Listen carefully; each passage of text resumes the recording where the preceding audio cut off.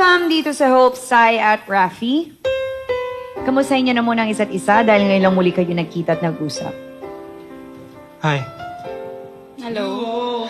Gano'n na kayo katagal na hindi uli-uli nagkita? Last year, Last year. Sai, anong gusto Sai, mong tanungin oo. sa kanya? kumusta? Yan. Ito, okay lang. Na-miss mo ba ako? Anong klaseng tanong yan?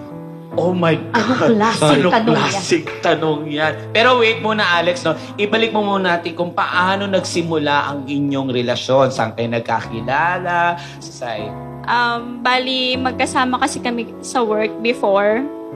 Hanggang sa nagka-developan kami, kahit sa lunch, magkasama. Sa pag-uwi, magkasabay kami.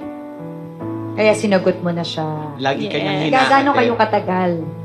3 years. 3 years. Pero sa inyo, kapansin-pansin, di ba yung age gap ninyo? Yes. Ilang bang years ang age gap niyo, Rafi?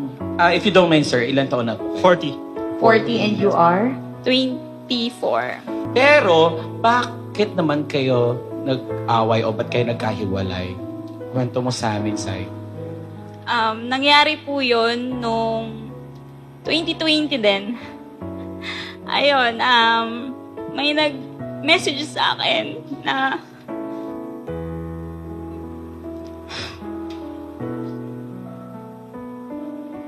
Nag-message sa Facebook, ganun. O, anong sabi sa message?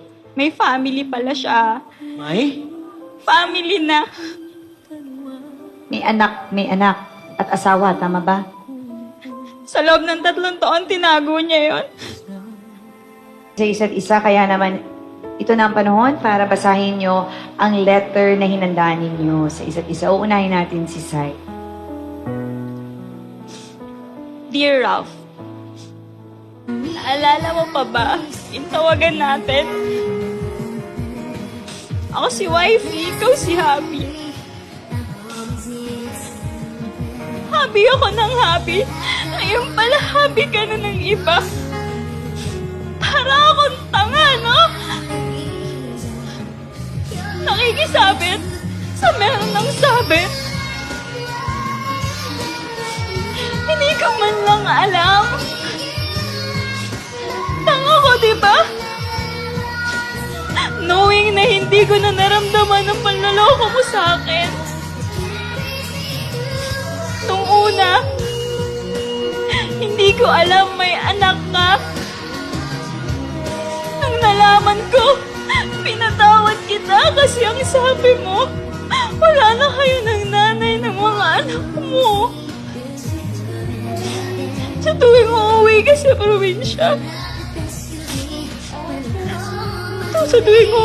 probinsya, niyo para dalawin mga anak mo.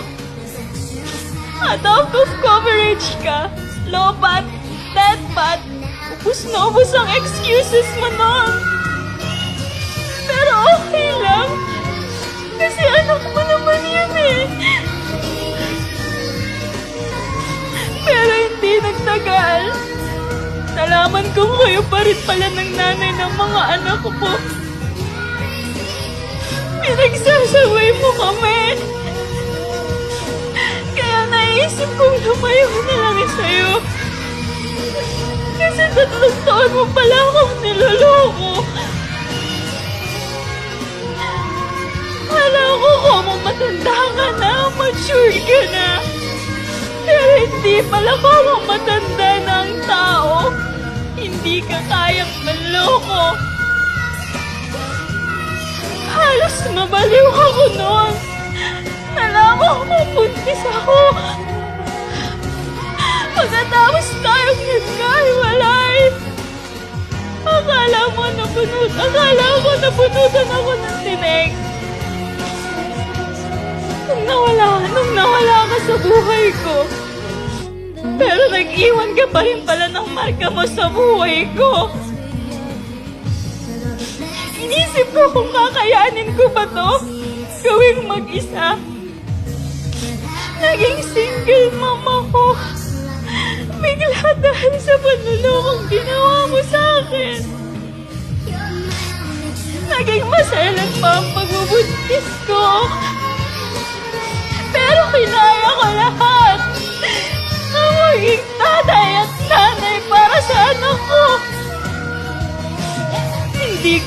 alam kung saan at paano magsisimula. Pero pikit mata ko sinalubong ang lahat dahil wala naman akong ibang choice. Ayaw kong ilipat sa anak ko ang pagkakamali ko.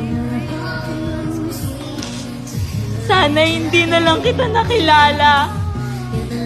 Pakiramdam ko, nagsayang ako ng 3 taon sa taong hindi ako kayang panindigan. Hindi kasi ako yung tipo ng babaeng sisira ng pamilya. Mahal mo ako, pero sa ginawa mo, mas mahal mo ang sarili mo. 2 kaming niloko mo. Para po na ng kulang dyan sa puso mo. Binigyan ako ng Lord ng lakas at tapang na gawin ang lahat ng to mag-isa. Sa kanya na lang ako pumapit kasi kailangan kong pumuntaw sa'yo. Anak! Kaya ang nararamdaman natin ang kasama mo ngayon. Kung ako halos mabaliw na, paano pa siya na mas matagal mo nang kinakasama? Lahat ng pwedeng pagkakitaan, pinasok ko na. Maging normal lang kaming pamilya. Sorry kung pinagdamot ko siya sa'yo. Dahil hindi pa yata handa ang puso ko na patawarin ka.